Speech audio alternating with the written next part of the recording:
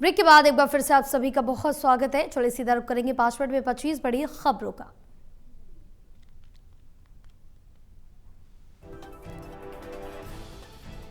Paper leak मामले में केंद्रीय शिक्षा मंत्री धर्मेंद्र प्रधान के इस्तीफे की मांग पर पूर्व सांसद और मशहूर सिंगर हंसराज हंस ने धर्मेंद्र प्रधान का बचाव किया। हंसराज हंस ने अपने राजनीतिक करियर को लेकर कहा है कि उनको राजनीति कभी समझ में ही नहीं आई और जो काम समझ में न आए वो करना नहीं चाहिए। ग्रामर ही नहीं समझ आई।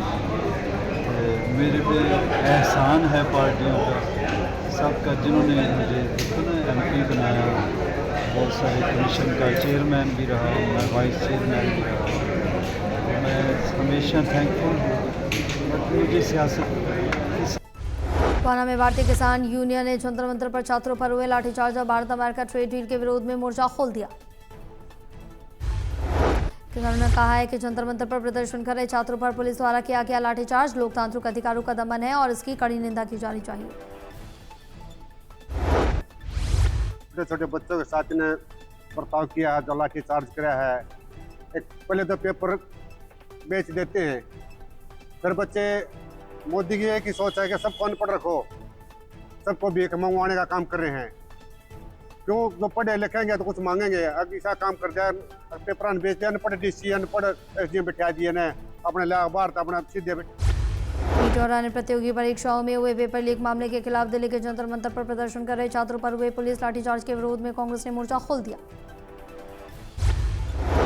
AICC के राष्ट्रीय सचिव और पूर्व विधायक चिरंजीव राव की अध्यक्षता में कांग्रेस कार्यकर्ताओं और नेताओं ने राज्य व केंद्र सरकार के खिलाफ जमकर नारेबाजी की और विरोध प्रदर्शन किया। ऐसे 20 जुलाई को हम लोगों ने देखा हमारी बेटियों के ऊपर, युवाओं के ऊपर लाठियां बरसाई गई, निहत्थे बच्चों के ऊपर। ये देश में पहली बार देखा है कि निहत्थे बच्चों के ऊपर लाठियां बरसाई गई, टीयर गैस का इस्तेमाल किया गया, उन पे लाठियां बरसाई गई, वाटर कैनन का यूज किया। उसके विरोध के अंदर देश भर के अंदर ये विरोध हो रहा है। आप देखिए कि हमने पहली बार देखा। सोनीपत विधायक निखिल मदान और निगम आयुक्त हर्षित कुमार ने वार्ड नंबर 10 का दौरा किया और सीवरेज ब्लॉकेज के कारण दूषित जल भराव के प्रभावित विभिन्न स्थानों का निरीक्षण किया।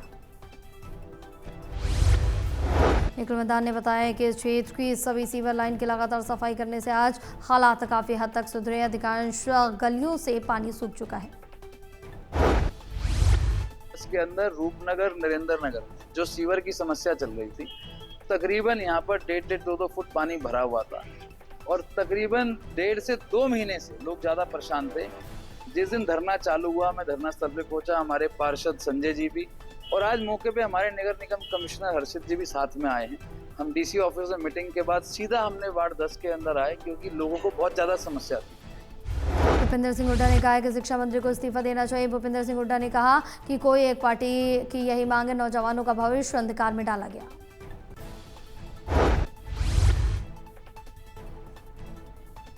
कहीं ना कहीं तो जिम्मेवार है, शिक्षा मंत्री को स्वयं इस्तीफा दे देना चाहिए। वही है, उसको देना चाहिए धर्मेंद्र प्रधान को। सब ये कोई एक ये नहीं है, एक पार्टी की मांग नहीं है, केवल राहुल जी की मांग नहीं है। ये सब जो है, क्योंकि नौजवानों का भविष्य अंधकार में डाला गया है, उनकी तरफ से। हरियाणा में अब तक सामान्य से 28% कम बारिश हुई है। मानसून का ट्रफ एक बार फिर से मध्य भारत की तरफ सरक गया है। जानकारी कृषि मौसम वैज्ञानिकों की तरफ से दी गई। हुआ था, बीच बार ब्रेक आ गया मानसून का, अब वापस मानसून नीचे आया तो 2 दिन हरियाणा में बारिश देखने को मिली थी, परंतु अभी फिर वो जो मानसून ट्रफ है वो राजस्थान, मध्य प्रदेश खुशखबरी, हरियाणा सरकार के कृषि विभाग ने प्रदेश में खली खाद उगाने वाले किसानों को 1000 रुपये प्रति एकड़ की प्रोत्साहन राशि का दायरा बढ़ाने का ऐलान किया।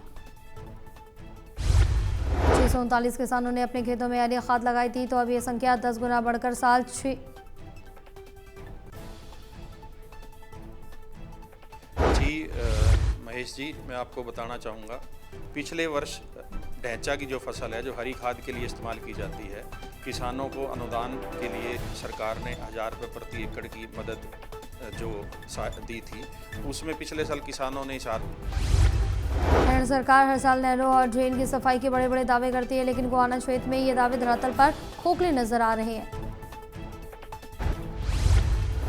ग्रामीणों का कहना है कि कई वर्षों से ड्रेन की नियमित सफाई नहीं हुई। ड्रेन में जो थोड़ा बहुत पानी छोड़ा जाता है वही अभी भी जमा हुआ है। पीक का समय चल रहा है, क्योंकि एक तरफ तो फसल पानी मांग चुकी है, दूसरी तरफ सरकार पानी नहीं छोड़ रही, और ये मौसम भी आजकल आप देख रहे हो बिल्कुल सूखा पड़ रहा है। इन सब हालातों को देखते हुए आज किसानों ने खुद फैसला लिया है, अपने आप नहर की सफाई करने लगे। तो कौन सी नहर है? ये रोहतक डिस्ट्रीब्यूटरी है। आज हम एक्शन के पास गए थे, इससे पहले भी एक महीने से लगातार को एक्शन के पास, को एसडीओ के पास, को एसडीएम के पास बहुत चक्कर लगा चुके, लेकिन अब तक इसकी कोई सफाई का नाम नहीं चला। बाट देखकर खुद किसानों ने सफाई करनी शुरू की। पहले हिमाचल उत्तराखंड में हुई बारिश का असर अब यमुनानगर में भी दिखाई देने लगा है। सूखी पड़ी बोली नदी में अचानक जलस्तर बढ़ने से 20 से 25 गांवों का संपर्क टूटा। नदी पर पुल नहीं होने के कारण करीब 20 से 25 गांवों का संपर्क टूट गया और दोनों ओर लोगों की लंबी कतारें लग गई। हालात ऐसे हैं कि राहगीर पानी कम होने का इंतजार करने को मजबूर। समस्या है अभी मैं भी 2 घंटे से खड़ा हो रहा, लोग गंगे देंगे मोटरसाइकिल निकाल रहा, पुल की बहुत ज़्यादा समस्या हो रहा, बस हो रहा तो काफ़ी एरिया पड़ा जी।